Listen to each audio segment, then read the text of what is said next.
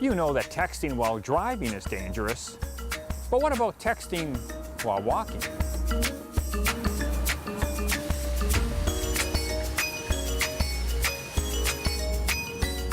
This woman fell into a mall fountain while texting. This guy fell onto subway tracks.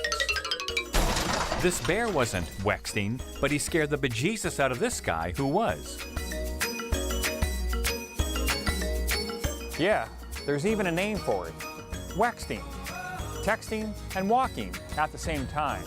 In fact, it's becoming so dangerous that a safety organization has taken some action. It's really unsafe to be texting and walking. And when you're texting and walking, you're distracted. Shalina Baboul works with a Canada-wide group called Community Against Preventable Injuries. And even if it's for a split second, a one-word text, you're still distracted and your mind is not fully aware or conscious of your surroundings. So it's really important for pedestrians to be alert.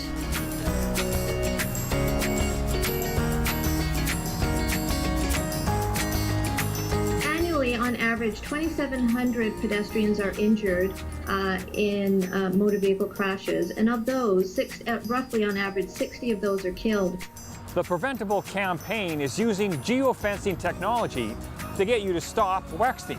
At some of Victoria's busiest intersections, if you have certain apps on your phone, like the CBC, YouTube, and NHL apps, they trigger a banner ad on your phone. The banner ad states, if you're texting while walking, have a word with yourself. We're not telling British Columbians what to do. We're telling them to just think about it. Have a word with yourself. Texting and are you being safe or are you being distracted? Just have a conversation in your head to say, is what I'm doing right at this time, at this location? So just have a word with yourself. Wexting is getting so bad in some cities, Wexters have their own walking lanes. In England, they've experimented with padded lampposts to reduce injuries when people walk into them.